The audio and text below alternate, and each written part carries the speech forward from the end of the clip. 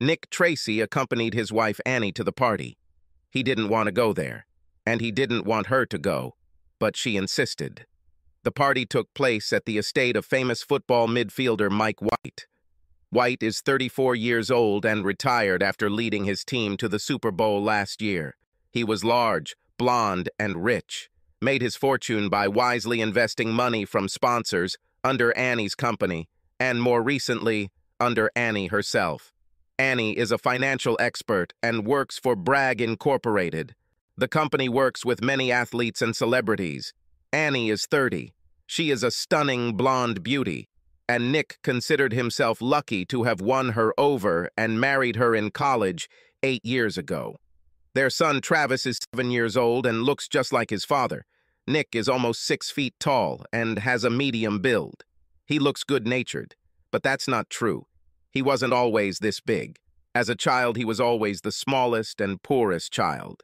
His father, Greg, was a sergeant in the Army and served at the same base throughout Nick's life. Nick was an only child, and his mother, Nora, was a housewife. She was a second-generation Vietnamese. This slightly aggravated Nick's problems with his neighbors. Nora was an excellent mother, but sitting at home, she could not protect Nick from the big boys. For a while, Nick's only defense was running. He was good at it, but when he was 7, he lost the race. He returned home beaten. His father talked to him about it and then sent Nick to a family friend, Jojo Nolan. At Jojo's dojo, Nick learned to fight. Jojo did not call it the euphemistic word self-defense, but simply a fight. Nick turned out to be a born fighter. Almost endless resentment and even hatred seethed within him. Jojo's job was to channel these traits and keep them from popping up at the wrong time.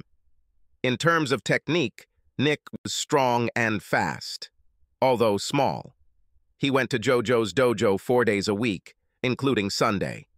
This was his church, and wrestling was his religion. Greg and Nora were a little hesitant about whether Nick should attend the dojo. But in addition to being fast and strong, Nick was also smart. He never got less than an A in any subject. I honestly told my parents that about much of his work in the dojo involves controlling his emotions. This is exactly what Jojo told Greg, without mentioning that controlling emotions allows you to fight much more effectively. An emotional blow will most likely be sweeping and careless, but to cause maximum damage, it must be precise. The same goes for a kick or head strike. One day, when he was 9, in an alley near school, Nick kicked the ass of a bigger, older kid, literally kicked it. But he was able to contain his rage. The child was hurt, but nothing serious. And after that, Nick was no longer a target. It's amazing how rumors spread around school. At 16, Nick gained height, and at 17, he gained strength. This process made him slightly less dexterous, but Jojo was able to handle it. At 18, out of high school, Nick was deadly. Thanks to excellent grades, Nick entered the local university at public expense. He studied mathematics and computers and majored in business. It was in business classes during his junior year and senior year that he met and became attracted to Annie. They liked each other immediately, at first due to their obvious intelligence and common interests, but soon an intimate relationship arose between them. They were completely sexually compatible. Annie is an adventurer and explorer, and so is Nick. They were always looking for ways to make life interesting, but none of these ways involved anyone else. Well, not really. Sometimes Nick wanted Annie to be actress Jamie Lee Curtis, his favorite fantasy, from the film Blue Steel. Sometimes he could be Annie's flavor of the month, but they both made it clear that fantasy is all there is to it. When they agreed to get married, they wrote it down and signed it. This was not a marriage contract, but a solemn promise. After graduating from school, Annie immediately began to earn a lot. She was as smart as Nick. Well, almost as smart. Her career at Bragg was only slightly delayed by the birth of Travis. Nick worked at a local company doing computer programming. He could work from home. So, after 2 months, Nick became Travis's primary caregiver. Nick also observed Annie's work. He was interested in her. Having received a good bonus for the program he wrote, he invested it in a startup found on Annie's list of promising projects. The magnetism startup was actually making money. 3 guys offered to gather dating information to bring singles together, and also other people. It was a promise, and it worked out well. Nick made a lot of money from the startup's initial public offering and then retired. It seemed to him that the time to exploit the idea was running out, and others would soon copy it. He told Annie about this. She thought about it and asked her clients to also leave the game. This, the exit of her clients, marked the beginning of magnetism's downfall. Nick made a short sale, perhaps illegal, perhaps not. Nick now had a large amount of money to invest. He didn't tell Annie about all this. 5 years have passed since their marriage, and lately Nick has been alarmed by her behavior. She spent less time with the family, so he kept quiet about his business successes. He registered a company and received a salary from it, and quit his job and started his own business, programming for various government agencies. The job was restricted, and he had to get clearance. He got it, and he got access to information about himself in the clearance. The section on Annie was revealing. Now she was a major player in her company and earned much more than Nick had expected.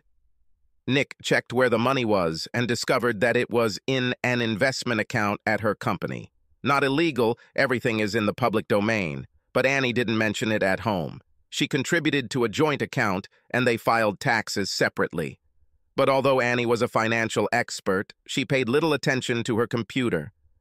I just wasn't interested in technology, other than as an investment. Therefore, her life was an open book for Nick. He avoided delving too deeply into her affairs, on work matters, but having discovered the investment account, he thoroughly searched her laptop and a new mobile phone. There were plans for her work.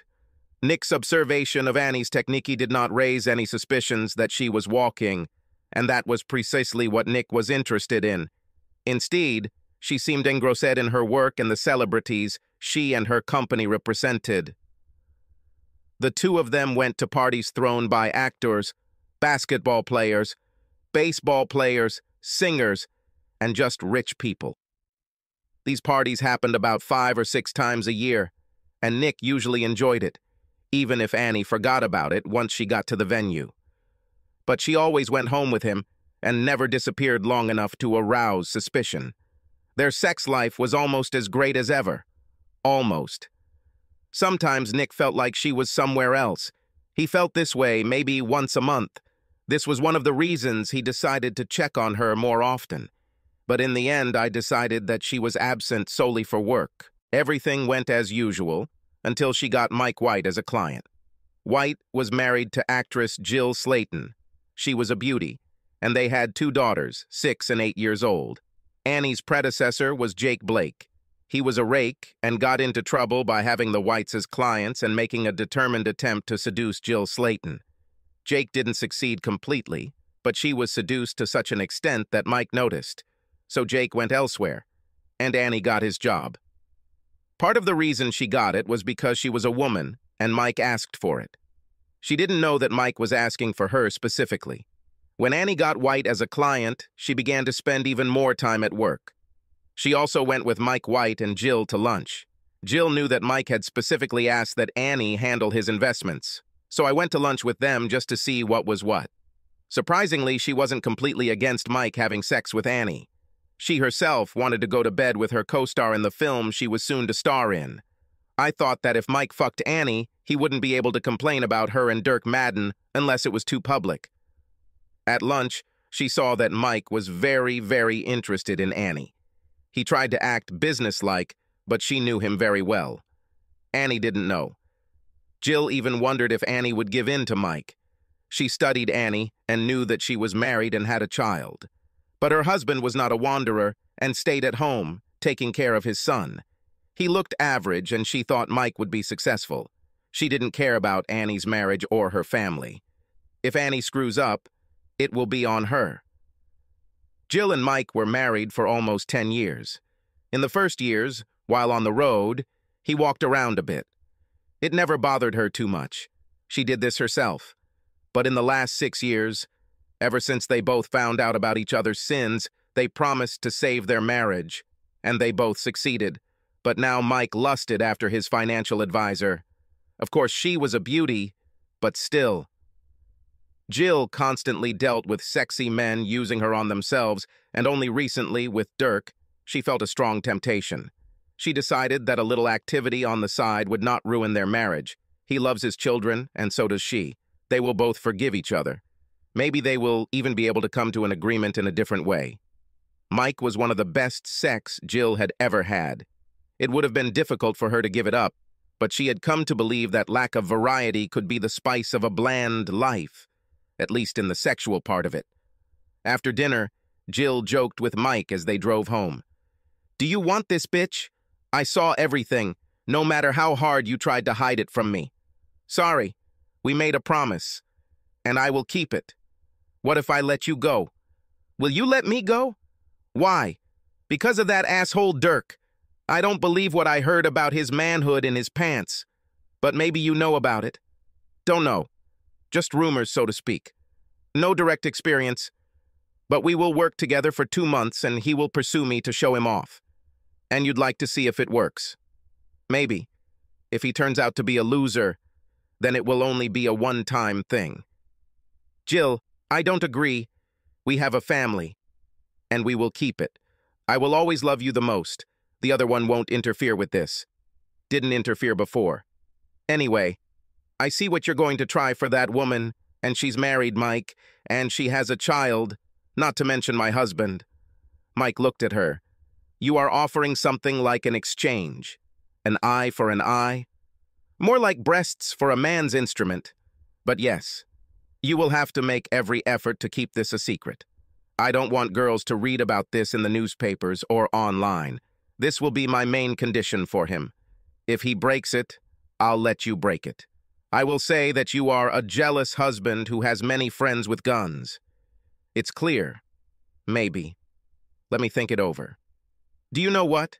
It is quite possible that she will not give in to your efforts. Wouldn't that be great? No substitutions. The deal is concluded only for her. You think I can't have her? Nonsense. Prove it. I don't believe the words. She grinned. And again I thought that men are so simple. That's how Annie became Mike White's target. After lunch, Annie drove back to her office. She wasn't as ignorant as the famous couple thought she was. She just knew how to put on a poker face in public. But she knew that Mike was excited throughout lunch. From where she stood, she saw it, but Jill did not. However, Jill seemed to know this. Annie wondered which one of them turned him on so much. But she decided that it must be her. Not his wife for 10 years, no matter how sexy she is. Annie had to decide what to do with Mike. Keeping his account was a big step forward for her, but she didn't really need it that much. What did she need? Because if she was honest with herself, she knew she could accept Mike's offer. He was big, brash, and strong. Nick was also strong, but not big. He also didn't show too much personality. Another thing to consider was that Mike has a very large man tool, as she noticed during lunch. It was bigger than she'd ever had it, and she admitted to herself that she was curious. Then there was the idea that Mike was married to a beautiful movie star, and yet he wants her, an ego boost that Annie didn't need at all. On the other hand, she has a family and a wonderful husband. She didn't want to ruin it all. She also knew that if she started secretly dating Mike, Nick would find out about it, and it would destroy him. It will destroy the family too, she thought. The risk was too great, and she decided to refuse Mike. But Mike was persistent. As Jill's filming date approached, Mike worked hard on Annie. At first I did it subtly, then rougher. Annie was drawn to him like a magnet. It got to the point where she would get excited when he entered the room, but she would constantly turn him down. One day she allowed him to kiss her after a business meeting in her office. The kiss was hot, but she pulled away and disappeared behind her desk. She was breathing heavily and he was hard as a rock. He said, "Let's do this, Annie. Nobody will know. We both really want this." She nearly cried with disappointment as she said, "I made a promise to Nick, and I won't break it. I will not." Mike accepted it. He turned and left her office, although he was just as upset as she was. He returned home and took it all out on Jill. Jill relaxed and let it happen. Everything was amazing for her. She liked it when Mike took her like a savage, even though he was one. A savage under a thin layer of plaster. Perfect for her. When it was all over, they were lying on the bed, exhausted as if they had survived a hurricane. Jill said, "I believe your financial advisor is keeping you on your toes, to my advantage. I'm rooting for her, not you. But if she starts to upset you anymore, I might have to run away." She was making fun of him, and he knew it. "I'll drive her away. She's just too devoted to her husband." If you think about it, it's admirable. Why not leave her alone? If you succeed, she will be a complete ass, and not just because of you. I can't leave it like this, while you have sex with a stallion. I bet he's nothing special, but that won't stop you, right? I told you, if he's not too good, I'll only do it once. I may have to kill him, Jill. I can get so upset with Annie. Then wait until filming is over. We don't want to spoil the film, but his mysterious death right before its release will boost the box office. They giggled. Mike thought it over. He was pretty sure Annie wanted him as much as he wanted her. When they kissed, he felt her passion, and she felt his. She gasped when this happened. But he had no intention of forcing her. Jill was already getting ready to film when Mike had an idea and talked to Annie about it. "Annie, I can't tell you how much I respect your dedication to your marriage. Because I know how much you want me. But I have an idea." Annie immediately became wary. "Which?" "I want to throw a party in Black Rock. There will be a lot of fun people there. Remember when you said that your man's secret fantasy is Jamie Lee Curtis? So what? Now she is not at all the same as she was in the film he likes." Mike showed her a photo of the woman who played the second female role in the film, Jill. The role of the temptress. "Lord, she looks just like that one. Who is this?" "This is Samantha Jordan. She's filming Jill's new movie and might be at the party." "And what? Why is this?" "I can arrange for her to hit on Nick while dressed appropriately. She's 24, and Jill says she's ready for adventure. And then what will we do?" Jill will have her co-star, Dirk. Later, when everyone had left, she would take him upstairs. Samantha will take Nick upstairs. We will stay with you. "You want me to have sex with you, and he would have sex with a starlet?" "Good idea." "Jill, she'll be out with that idiot Dirk. Well, we can move on while she's gone, or it could just be the weekend. Everything is nice and cozy. Orgy. But Nick will refuse, and then he will understand that I set him up. He's not a very nice person when he's angry." "Can he really hurt you?" "No. Not for me, Mike. Don't worry about it. No fights. It's much smaller. I may also have security.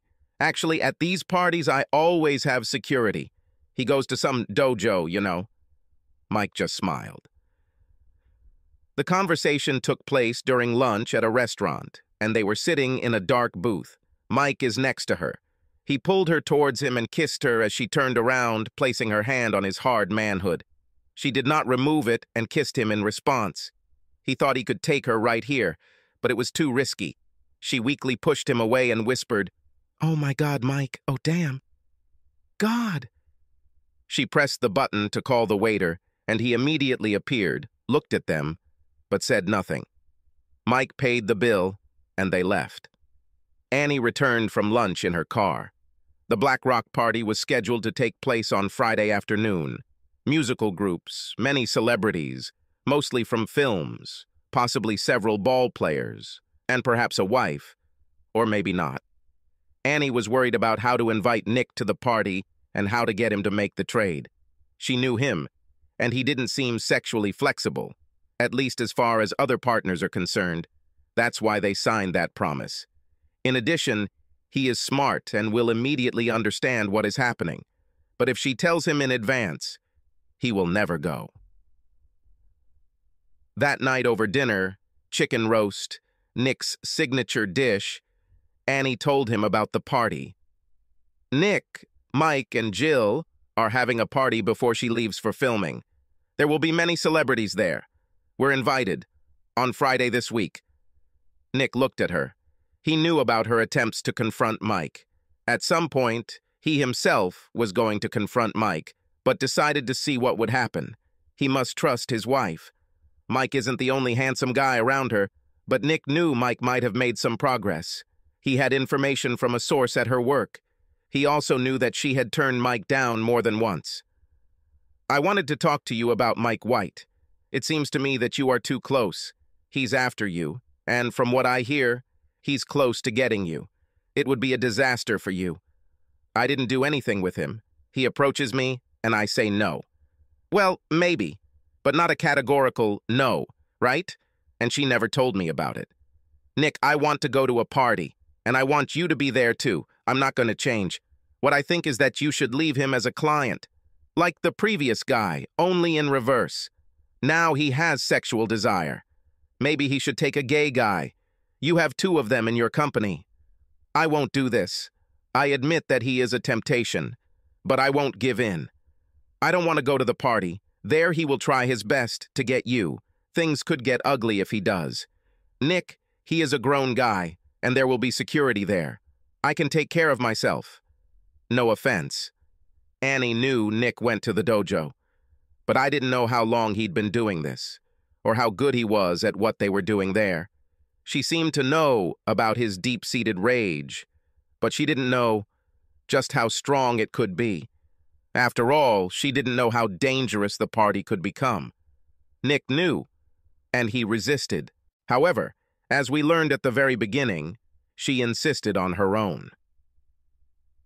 That Friday, Nick drove Travis after school to his parents' house in the neighboring county. They will pick him up on Sunday evening. The real reason Nick agreed to go to the party was because he wanted to settle the issue with Mike once and for all. He was tired of living in tension, and he was angry about it. Black Rock was Mike and Jill's 10.5-hectare country estate. It gets its name from the large, dark rock that juts out from the center of the lake on the estate. There was a large central mansion, a swimming pool, a tennis court, and a large ballroom built at the rear of the house. The party was scheduled to start at 7, buffet and open bar. As Nick was told, the clothes are casual. Annie came downstairs. She looked like a movie star. Her navy blue dress looked casual, in the same way a habanero pepper might seem innocuous. But both Annie and Pepper were the hottest things in the world. This did not reassure Nick. He was wearing slacks, a black and white silk shirt over trousers, and loafers. His shoes, while attractive, were functional. Seeing Annie, he said, "Well, everything is clear. We'll stay home and have sex. This is exactly what the dress is for." Annie blushed. "Do you think I look good?" Nick didn't smile as he said, "You look amazing, as you know very well. I'm just wondering who you dressed up for." "For you, baby? Only for you." "Then can we stay and have fun here?" "No. The main thing is to look good for all the movie stars and celebrities. You look great, too." Nick looked at her for a long time. He didn't believe her, but he smiled and walked over to the stereo. He had a song ready. Phil Collins. "Live Tonight." He pressed the play button. It was a song he often used to practice fighting. She had everything for this. Anger, rhythm, harmony, drum, guiding blows when the time came. The music started playing and he pulled Annie into his arms. She was amazed. Sometimes she heard him humming this song, as if in a trance. But now he danced her around and then led her out the door. When it closed, energized by the drumming, he jumped into the air and kicked the branch of a tulip poplar tree in their yard. The whole way there was a song playing in his head. He was ready, if necessary. When they arrived at the house, there were parking attendants, but Nick told them that he would find a place for himself, although I still gave a tip. Then I drove up to the parking spaces and took one that allowed me to leave immediately. He also gave a tip to the parking attendant so that he would not force the car. Annie was concerned about Nick's behavior. The song that sounded outside the door seemed strange to her, although good. It was just alarming how Nick reacted. A kick from a branch made Annie blush. Then there's the parking story. It looked like Nick was preparing for battle. As they walked towards the main entrance, she asked him, "Why did you do that?" And the song, "What for?" It's like you're, well, I don't know, you're preparing for war. Yes, that's all he said. Annie turned to him, saying, "Nick, let's have some fun today. Let loose, have fun. I need a fun evening. Maybe you too. Just relax and let things take their course, okay? That's what I always do in certain situations, baby. And today, let's see how everything goes. If things go wrong, it could be the end of us, Annie. Everything flows one way or another." She turned pale. For some reason, it seemed that he knew, but from where? She remembered how smart he was. Shit. Everything is flushed down the toilet before it even begins. But she remembered Samantha. Maybe all is not lost yet. They approached the entrance. Mike and Jill were alerted to the couple's arrival and that they were parking their car. Samantha was warned to arrive a little later, and they themselves met them at the door. Jill hugged Nick. She was beautiful, and she smelled good. Mike also hugged Annie, saying, "Annie, you look so great." Mike then turned to Nick. "You're Nick. We've heard a lot about you. Nice to meet you." He extended his hand to shake. Nick took it. Mike began to squeeze her like a man. The action was completely wrong. Nick responded in kind, but not hard enough to cause Mike permanent pain. Mike let go. Nick smiled at him and said, "Nice to meet you, Mike. Judging by that shrug, maybe I haven't heard enough about you from Annie." This stopped the conversation for a second, as there was a drawn-out pause. Jill then said, "Why don't we go inside and meet our other guests?" They were introduced in a circle. There were 4 or 5 football players with women. 2 of them are wives. There was Dirk and several other actors and actresses. There were 2 boxers, and a lot of pretty women who were just there. It looked like a stocked pay pond. Nick wandered around. There was a buffet, and Nick got himself a salad. Annie was with one of the boxers, and Nick could see she was in sales mode. Fine. Nick took the seltzer. He had no intention of drinking this evening. Nick watched as Mike walked over to Annie and took her by the elbow. She turned to him and gave him a sexy smile. But then she said something that made him tense. Mike looked back, saw Jill, and waved to her. Jill disappeared around the corner and then appeared behind Nick. With her was the sexiest woman Nick had ever seen. She looked like Jamie, right down to her hair and build. Nick was stunned. Jill said, "Nick, I'd like to introduce you to Samantha Jordan, my co-star in the film. She is a real talent." Nick was speechless for a moment. In his opinion, this woman made Annie and Jill look like witches. Finally, he said, "Hello, you are awesome." Samantha is used to guys reacting to her, but she was surprised by Nick's reaction, which seemed real, and smiled at him. She knew her role for tonight. Jill said that the guy was ordinary, but Samantha, when she saw him, did not agree with this. He made an indelible impression on her. To her, he looked strong and robust. Jill saw all this, and was amazed that Sam seemed to be completely smitten. She wasn't such a good actress that she faked her reaction. Sam came to her senses, took Nick by the elbow, and led him towards the pool for privacy. Sam had doubts. She didn't mind the idea of fucking Nick half to death, or vice versa. But he was nice. They talked a little. Nick asked her about films. She acted in several, but this was her biggest role. She asked Nick about his work, and he gave her the short version. At the same time, they continued to look at each other. The more they talked, the more Samantha wanted to sleep with Nick, and she definitely made it clear to him. No fake smiles, a look of pure lust, back and forth. Sitting there, they attracted attention. Meanwhile, Annie and Mike were dancing. Annie saw Nick introduced to Samantha. Then she and Mike went to the dance floor. 2 quick dances, and they went to the bar. Jill and Dirk came up. Annie asked Jill, "And how did Nick react to Samantha?" Jill felt a little awkward, and Annie noticed it. The alarm went off. She asked, "What's the matter?" Jill replied, "I would say that they fell in love with each other. I've never seen anything like it." Annie was shocked. "Where are they?" "I think by the pool." Annie went to look and saw the same thing as everyone else. 2 people who are, at the very least, blown away. She asked Jill, Is she playing so well, or is she really falling in love? I fell in love, and it's not just lust. Amazing. Looks like your plan to screw Mike is going to work. Today, he is all yours. Perhaps even for a long time, judging by them. Annie said, crap, shit. Oh my God. Samantha decided to tell Nick the whole truth. If they were going to be together, she didn't want it to be based on deception, so she told him that she was supposed to distract him, to be a consolation prize. Nick realized this. She said, Nick, I can't do this. I have strong feelings for you. They didn't plan this, so please call me if you feel the same way I do. Maybe we can do something about it. Well, depending on what happens here. Nick said, I'll call you, Sam. Anyway, you are the woman of my dreams. I fell in love with you. Sam quickly kissed Nick and walked towards the parking lot. All the way, he looked after her. Her ass had a good rhythm, same as his fight song. He started hearing the song again and then got up to look for Annie. There was no way he was going to let her have sex today, except maybe with him. Nick found Annie dancing with Mike, a slow dance.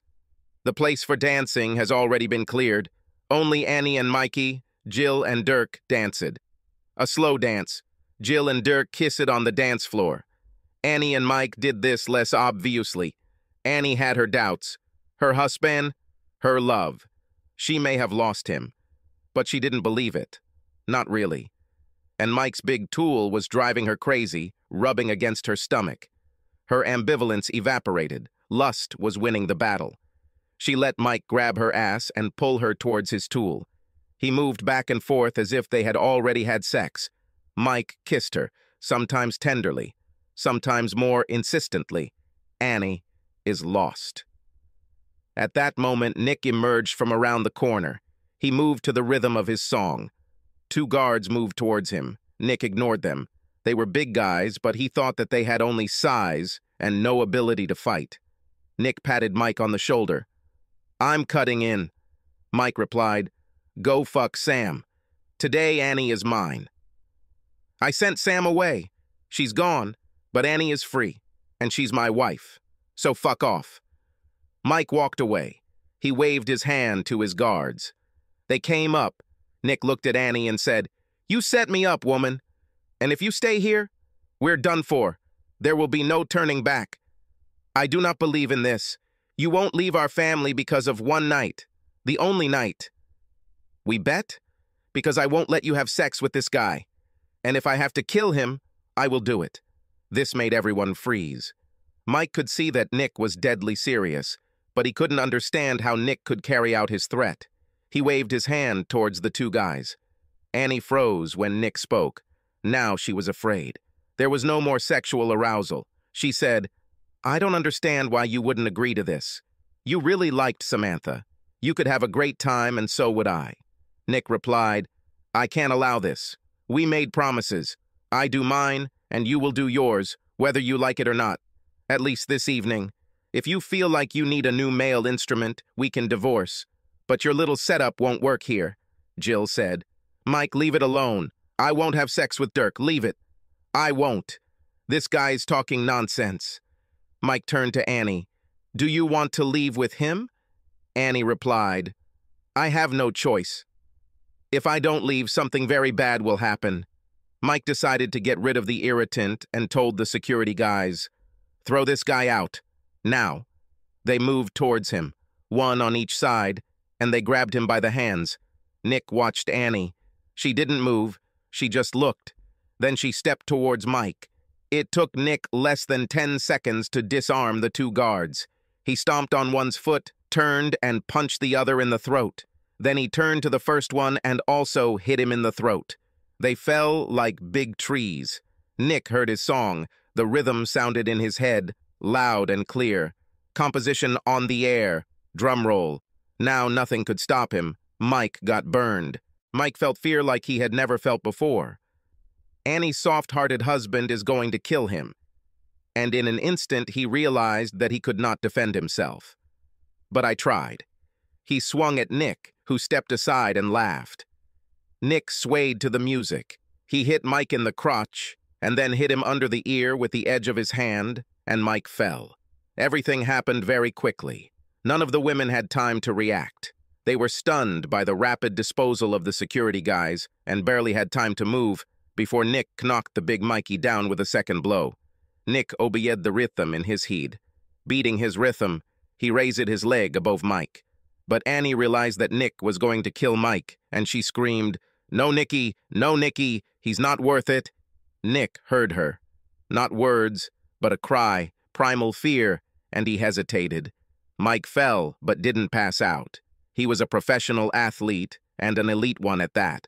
When Nick hesitated, Mike staggered to his feet and rushed to the pool, running for his life. He ran straight to the deep end of the pool and hit his head on the diving board. He didn't know how to swim. It didn't matter, though, because he was unconscious. Jill followed him. When she saw Mikey in the pool, she screamed. He was already underwater. He couldn't swim at all. Nick and Annie were next to her. Nick saw Mikey was drowning, took off his boots, dove into the water, and pulled Mike back to the surface. He dragged him to the side and pushed him out of the pool onto the concrete at the feet of the women. Nick climbed out of the pool in a flash. He turned Mike into the correct position and, with a few thrusts, squeezed the water out of his lungs. The water came out, and Mike started coughing. Nick turned to Jill. "Call 911!" She turned and ran into the house. Mike panted, still coughing a little. Nick examined him, and when he was sure that Mike was out of danger, he left. Annie stared after him, feeling dead inside. Nick checked the condition of the two guards. They were alive and conscious. However, they needed medical attention. Nick was all wet, but he sat on the steps at the entrance and waited for the police and ambulance. Soon, 2 police cars and 2 ambulances arrived. Everyone was fussing around. Nick was waiting. He saw 2 security guys come out on their own, but they were put into an ambulance. Mike was soon carried out, but he was conscious and in no danger. However, he was taken away anyway. He waited. Jill came up to him and said, "I'll give you dry clothes. Come with me." He followed her up the stairs. She pulled a t-shirt and a sweater from the closet in the master bedroom, both of which were too big for him. He moved towards the bathroom to change clothes, but Jill said, "Change your clothes right here. I want to see what she gave up." Nick took off his shirt. His shoes were left somewhere by the pool. He took off his socks. Then he dropped his trousers. Only boxers remained. They were still wet. He looked at Jill. She smiled at him, and he took them off. Despite everything, he had an erection. Jill looked at him carefully and threw him some sweatpants. He turned around so she could see everything. Then he put on a t-shirt and sweater. Jill said, "You don't have a drop of fat. You're too good to be true. What's Annie's problem?" Now he was already wearing pants. He said, "How should I know? Maybe we need a bigger man's instrument, maybe a famous athlete, but really I think he just starved her out. He's a handsome guy, isn't he?" "Yes, that's for sure. You know, Nick, if you ever need reassurance, you can call me." "Fine. I might need this. Of course, it could be Samantha. This girl is just a naughty girl. She will become a big star. She definitely brought out the stars in my eyes. She is the X factor for me." So maybe Annie overestimated her capabilities. "But you have a child." "The main reason I stayed with Mike was the children. Besides, he's handsome. But on set, I was going to have sex with Dirk." "And where is he?" "I haven't seen him since it all started." "Yes, big action hero. He ran away. By the time the guards hit the ground, he was already in flight. I changed my mind about having sex with him. I think Mike will change his mind about having sex with Annie. But maybe you want to sleep with Sam." "Certainly. As they say, what goes around comes around." He smiled and said, "But if you ever need me, for any reason, I'll help you. Necessarily, I'll listen." She laughed. "Let's see what happens to Annie. And with Sam." They returned downstairs as Annie emerged from the cafeteria where the police were stationed. She looked at the couple suspiciously and asked, "What are you two up to?" "You look guilty." Jill replied, "Look who's talking. Well, I gave Nick a change of clothes, and I watched him change his clothes. You're an idiot, Annie. Jill left. A police detective came out of the room and called Nick. Nick sat down opposite two policemen. The guy was an older white man with the look of a cornered dog. The woman was elegantly dressed, young and somewhat attractive. Stevens and bright. Stevens took the initiative. Are you some kind of wizard? No, but I'm good at it. As a child, I was small. I had to study. Tell me what happened. Nick went through all the events as he remembered them. 2 hours have passed since the rescue. But he remembered everything well. At the end, Bright asked, "Were you going to kill Mr. White?" Hard to say. My wife screamed and I went out of my rhythm. After that, I wouldn't do it. So you saved his life? I couldn't watch him drown. I was no longer in killing mode then.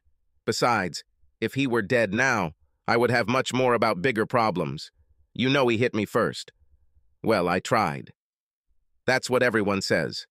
But that was after you defeated the security guys. Yes. Everything was as I said. Will you arrest me? No.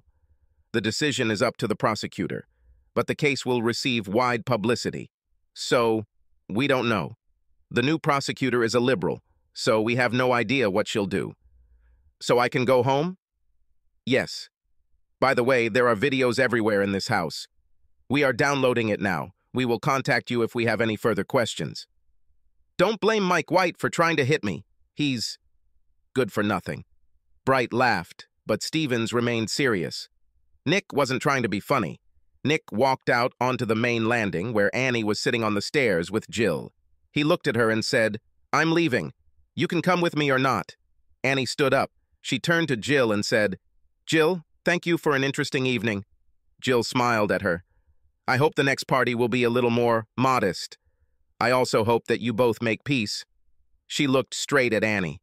"I was completely serious when I said what I said. He is awesome, in my own way. You were a fool. Samantha won't be such a fool if she gets the chance." Annie and Nick got into the car and Nick drove off. They returned home at 2:30 at night. Annie took a shower first, then Nick. She was already asleep when he came out, and 2 minutes later he fell asleep too. This Saturday, they both overslept. Nick got up around 10 and went to prepare breakfast. He was hungry. At the party, I only ate a small salad. Annie appeared while he was eating cereal.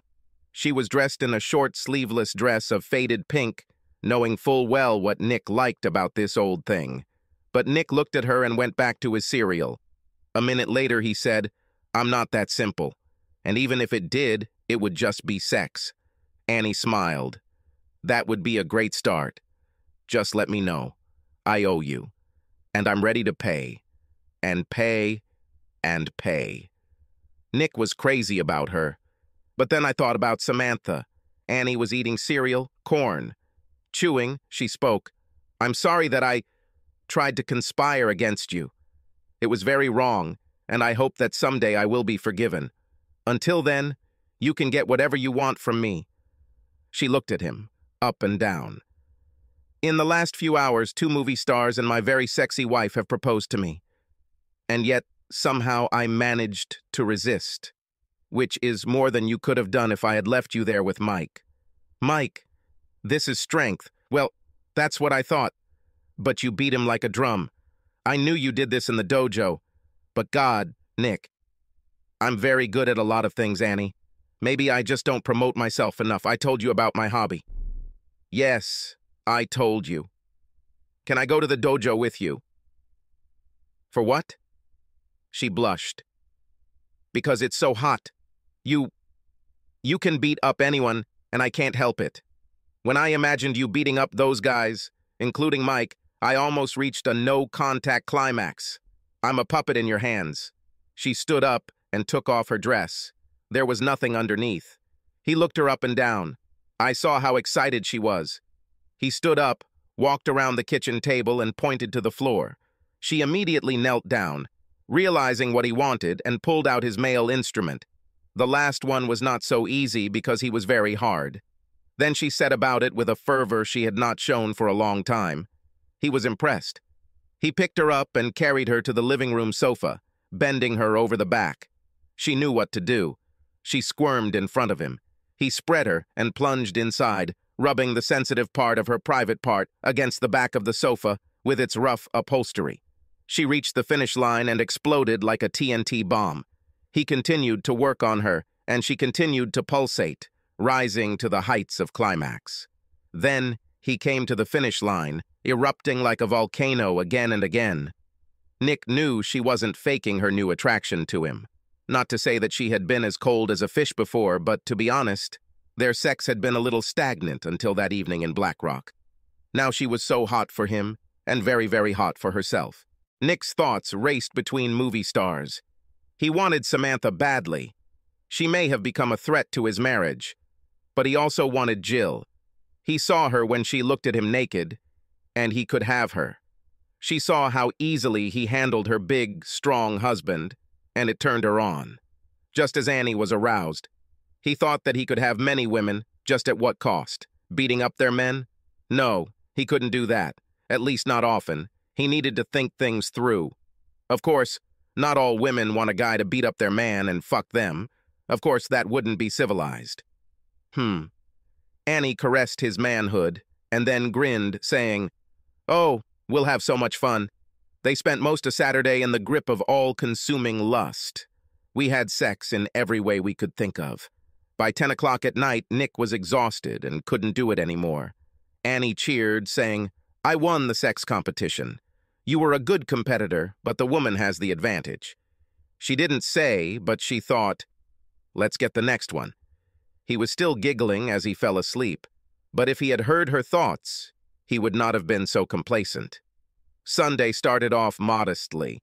Annie made pancakes, and they used good maple syrup. Then Annie took the last pancake covered in syrup, lifted her skirt and rubbed the pancake all over her crotch, and then stuffed it into herself. She looked at him and smiled, saying, "It seems like my eyes are hungrier than my stomach. Maybe you want to eat the last pancake?" Nick ate the pancake and licked all the syrup. Annie was delighted. All it took to bring her Superman husband to his knees was to place some sweets in the right place. Nick's face was covered in syrup and crumbs when he finished breakfast. Annie pushed him onto the carpet and straddled him. She started licking the syrup off his face while rocking on top of him. She made it most of the way before they both reached the finish line. Collapsed on top of him, she smeared her face a little with syrup. Real Vermont maple, the very best. It tasted pretty funny, though. The rest of the day was less impressive. Both were tired and decided to take a walk in the local park and have a picnic. There were no more pancakes. When we returned home after our walk, Annie asked, "Are we okay about Friday?" Nick looked at her and replied, "No." Annie looked shocked. "Why? We love each other. I know that. You plotted for both of us to break our promises. I need to understand everything. You know I have other options. Sam, I knew— Damn! Yes, you used your special knowledge of me to force me to break my oath just so Big Mike could fuck you. I guess it was pure lust. He constantly pestered me. He is hot. But don't you think that if everything had worked out the way you planned, we would eventually break up? No. Why? Lack of trust. Lack of respect." Annie lowered her eyes. "I haven't really thought about all this. When Mike set his guys on me, I looked at you and you stepped towards him. I must have assumed they would throw me out." "Oh, Nick, they were big and everything." "Yeah, and when they threw me out, you and Mike would have sex, and the marriage would be over. I think I'd go with you, Nick, lust or not." "I really doubt it. I'd say it's 50-50, and you know, it makes me feel humiliated. I will never let myself go through this again. I know what you can do. Now I know. When I think about this, I feel uneasy. Annie, I don't want you to be loyal to us just because you think I'm the strongest animal in the jungle. I thought we loved each other. When you suggested that Mike might eliminate me as a nuisance, you stepped towards him." She sobbed and ran out of the room, upstairs. He didn't follow her. They both knew that what he said was true. Nick had a couple of beers and watched a baseball game. When faced with an important decision or a stressful situation, he usually thought, as if immersed in himself. Then he would surface and ask himself a few questions. Now his thoughts are on baseball. Only the game was great, and he became very interested. When it was all over, he asked the obvious question. What were his prospects? The first is to stay with Annie. The second is to date Samantha and see what happens next. Third, fuck Jill and then play in the field for a while. Or, he thought, he could do all three. Huh. But this is unrealistic, just a fantasy. And recently he was shown what happens when fantasies come true. Life turns to crap. Nick stood up and went upstairs to bed. Annie was already asleep. He kissed her forehead and fell asleep next to her. When they woke up, Nick kissed her again and said nothing more. They got dressed and Annie went to work. On Monday, Nick called Samantha and said he was going to try staying with Annie for a while. He asked her to call him when she returned from filming. She agreed. Then she said, "Annie is a lucky girl, Nick. If she goes too far, please call. Please." "Oh, I'll call." Nick called Jill. "Jill, how is Mike doing?" "He will be discharged from the hospital today. His reproductive organs are swollen." "I can't say I'm surprised. I'd like to talk to him if possible. Should he call me when he's ready? I'm not going to quarrel with him." "I'll ask. I'll pick him up now." Later that day, Nick came to Mike and Jill's apartment in the city.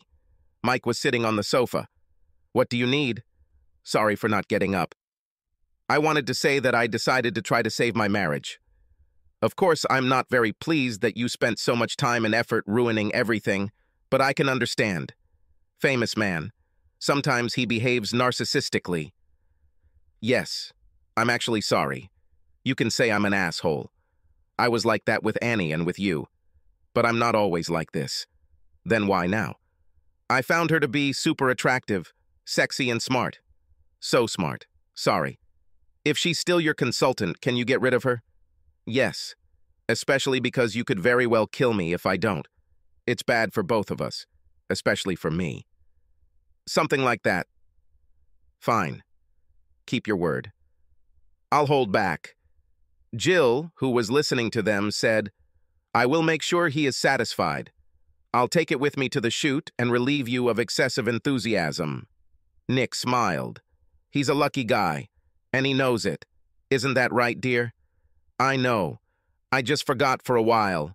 By the way, Nick, thanks for getting me out of the pool. But why did you do this? I couldn't watch you drown.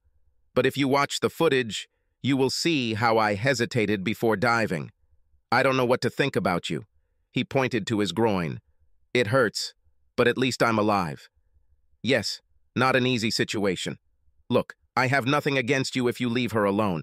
In fact, I don't want to offend Enya, but I may not stay with her. If I don't stay, you'll have a chance. But ask first. Why would you leave her? I don't understand, Mike said. Recent events, with this stupid plot to switch things up so you could fuck here. This is an important point in my thinking. Suppose I were not as good as I actually am. Then your guards would have kicked me out, and where would Annie have slept that night? I don't know the answer to this question. Jill said, I bet she would go home with you. She didn't want to leave the marriage. I wanted my stallion to fuck her here, letting you fuck Sam. A dream come true for you. Once Sam left, her plan went off the rails. But she stepped towards Mike. I saw this on video. You should watch it too. I actually think she might have come with me. But maybe not. I just don't know what to think. He was talking mostly to Jill now, but Mike intervened. When it comes to lust and sex, women are just as weak as men. I spent a lot of time and effort trying to get under Annie's skirt, and damn, she resisted. She wanted sex with me and very much, but she fought it. She never went with me to some motel and didn't let me fuck her on her table like I wanted. We must give her credit, but I'm not an empty place. Nick looked at him. Okay, I give her credit. Maybe I'm overthinking. For a long time we were fine, but damn, it was so bad. Jill said, give her time. By the way, Sam asked about you. Well, you know what's wrong with you? I told her what happened there. Though she was there ready to climax over the phone. It's about Annie's chances. What's the matter with women? Is it like during the cavemen? Beat up your husband, get your wife? This is so crazy. Darling, I think it's programmed in the genes. As soon as a woman finds out that you are the arbiter of destinies, she wants you. This happens to Annie too, right? Yes, me too. She looked at him as if she was ready to drag him upstairs right then and there. Mike growled, but he could barely move. Nick said, I better leave. Jill, you are one of the options I've been considering, but I have to talk to Annie. Finally, Nick left, with palpable excitement. When Annie returned from work, Nick immediately took her upstairs while Travis was watching a video in the TV room. Nick threw Annie onto the bed and fucked her hard until she climaxed. He didn't think about satisfying her, but she still reached a strong climax. Annie was breathing heavily as he stood up from her and said, Hello? How was your day? Nick laughed, and so did she. She was so smart. He said, I went to Mike and Jill. Jill turned me on, without even touching. But you got me, Annie asked. What's for dinner? Pizza. Then fuck me again. He agreed. This time they were in no hurry. It was very pleasant for both of them. After dinner, Travis went to his room to study, and Annie asked, Are we fine? Because I'm sorry that I react to the fact that you are an alpha male. I can't do anything about it. I guess Jill does too. Yes. And now you beat her husband. Former alpha male. How is he, by the way? He'll get better. His reproductive organs were swollen, but Jill will take him with her to the film shoot. Cute. She nurses him, and he won't have sex with that idiot Dirk. There was an order between Annie and Nick that Nick liked. He got it when he wanted and how he wanted it. But in some strange way, he was tired of it. She was so submissive. 6 weeks later, Jill and Mike returned and invited Annie and Nick to Black Rock. Another party, with the cast and crew of the film. Nick was ambivalent. Annie too. But they decided to go. It was a movie party. No athletes except Mike. Annie was driving, and she asked the valet to park the car. Jill met them at the door, and Samantha came right behind them with a dark-haired, brown-eyed, handsome man. Jill said, Welcome? Sam, you know Annie and Nick. Guys, Sam is Vince Cap. He is also starring in the film. Vince said, Well, unless they cut me out during editing. Sam assured, They won't cut it out, big boy. Women need to be attracted too. They all went inside. Nick found himself jealous of Vince and Sam. Mike met them at the buffet. She and Nick shook hands. This time there was no male competition. Mike gave Annie a rather chaste hug. Annie and Nick began to circulate in the crowd. This crowd consisted of the film's crew, including director Hector Salas and financier Blake Davis. The two were busy with themselves. Nick was not at all eager to approach them. And just like that, Hector began to pursue Annie. He told her that she should pass the casting, and then she could star in the film. Annie laughed.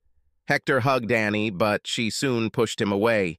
He was a big guy with big hands and a big nose. Not very pleasant to look at. Impudent. Nick knew Annie wouldn't have any problems with him. The party continued for some time. Nick drank beer and ate kebab. Annie was talking to Vince by the pool. She seemed to attract attention from all sides. Samantha and Jill approached Nick, who was watching Annie. Sam asked, Are you worried? No. I believe we have reached a new agreement. How are things going with you and Vince? Jill replied, He is a sexy man, and she was all alone. Nick looked at Sam. She nodded. That's pretty much how it was. He is a rake. He'll try to hit on Annie. In fact, this is exactly what he is doing now. Nick said, Well, she is independent. If she screws up, we're screwed. But I believe that we will be okay. Sam said, I can't say I'm glad to hear this. Jill chimed in, Me too. Nick laughed. Two super sexy movie stars. Crap. They separated. Nick walked over to where Annie was still talking to Vine. It seemed to Nick that Vince seemed to slightly wedge himself into her space. He took her hand and asked, So, Vince, what's it like to make a movie? Vince replied, I was just telling Annie that this is very hard work. Not at all romantic. Well, there is Sam. Vince smiled. We must admit that this is so. Nick led Annie aside where Mike stood alone. He didn't mix well with the movie people, except for the two stuntmen. Annie asked, "How was it on the set? You went, right?" "Yes. Lasted 2 weeks. But it wasn't that much fun. Just to be with Jill. I left when filming of her stallion ended. I didn't have to kill him." Nick said, "This is good. Things could get messy." The three of them laughed. Dirk was on the other side of the pool talking to a young woman who looked fascinated by him. Mike said, "This is one of the extras who was brought in late. She probably hadn't seen him before. Looks like he's making progress." Annie said, "I heard from an anonymous source that he has very great dignity." Mike looked at her and she replied, "No, this is not Jill." Annie had a couple of other clients who might be dating Dirk. Nick said, "Great dignity? What is this?" Annie replied, "I wasn't that inquisitive." Nick nodded. "Fine." The evening continued with some people using the pool, but not Mike. The most interesting thing for Nick was when Samantha came out in a bikini and started swimming. In fact, it was interesting to almost the entire male cast of guests. When Sam appeared and dove into the pool, Jill was standing next to Nick. She muttered, "Braggart." Nick said, "You can take a swim too, but some guys can get overly excited. And I'll watch." Jill stared at Nick. Then she smiled at him and said, "I will do it if you do it too." Annie heard this, looked at Nick and said, "Well, now is the time to speak or remain silent. Just no prolonged physical contact." Nick and Jill went upstairs. Nick didn't have swim trunks, but there were several different sizes available for the guests. Jill tossed Nick a black thong. He tossed them back and chose an old-fashioned pair of swim trunks. She gave him blue ones instead. Compromise. Jill undressed and put on a bikini. Nick watched with interest. She was beautiful. She nodded towards her swimming trunks. Nick took off all his clothes and tried to get into his swimming trunks. But watching Jill began to excite him. "Help?" she asked. "No," Nick answered. "Please do not. I have enough problems as it is."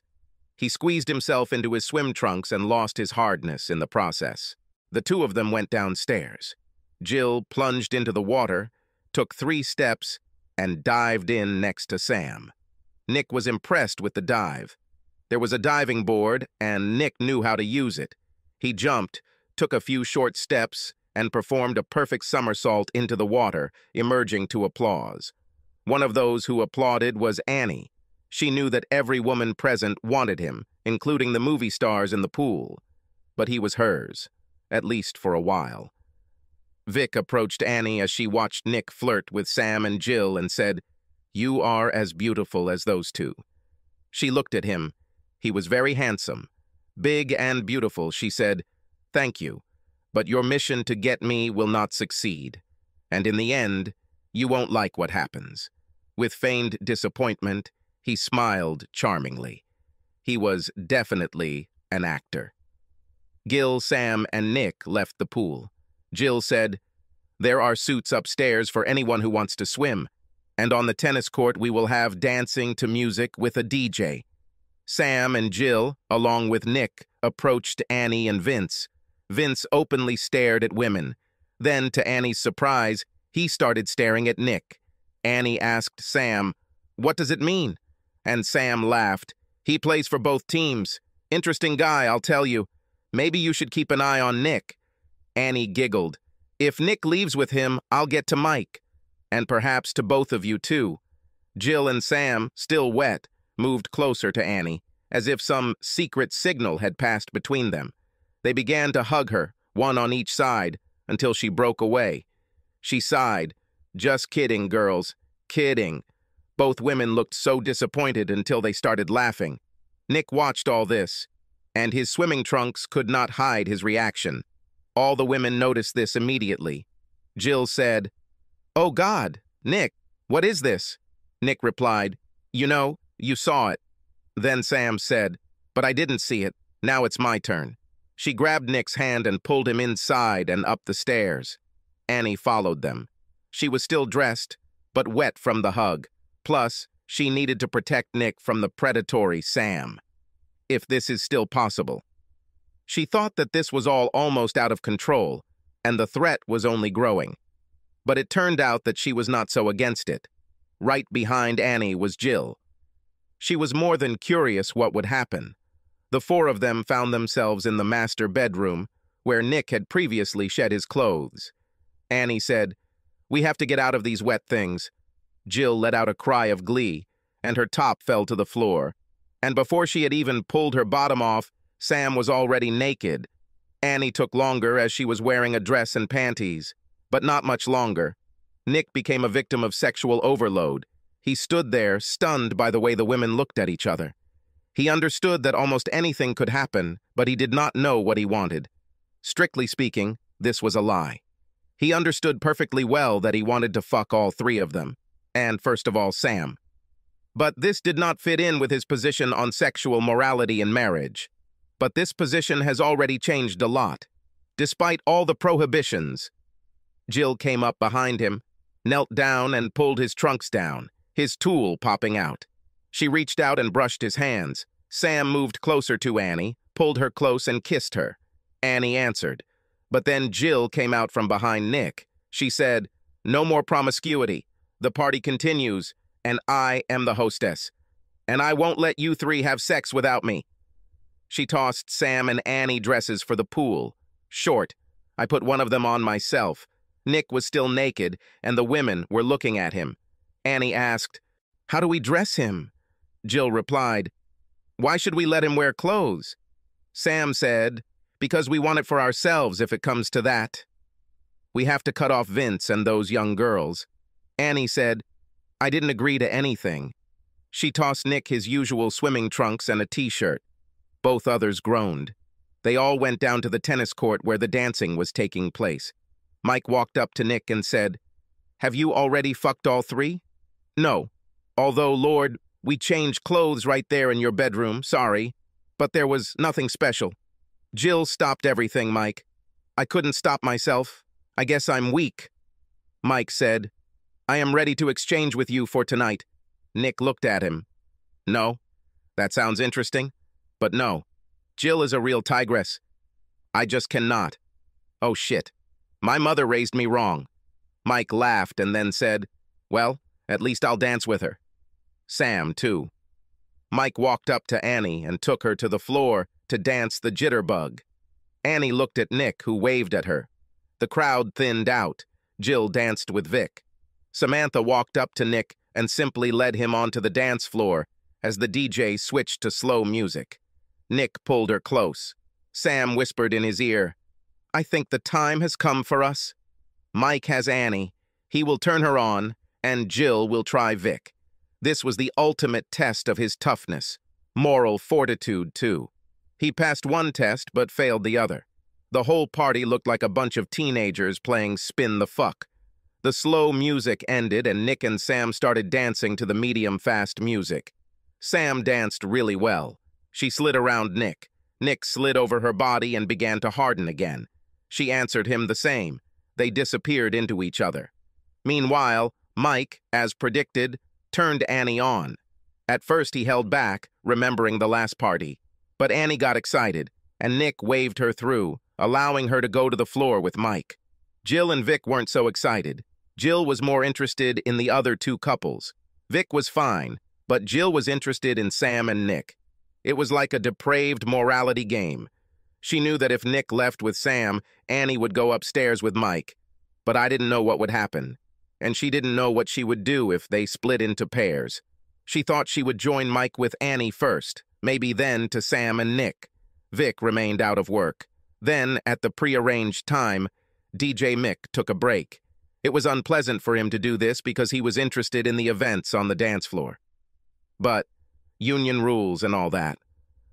"I'll be back in 10 minutes, he said quietly, and went to get a beer. Trade union rules. There were only 6 of them left, plus the staff. Everyone approached the table between the pool and the dance floor. There were a few sidelong glances. No chatter, lots of tension. Jill said, I was wondering which of you I would join first. This statement was like a bomb dropped on the table.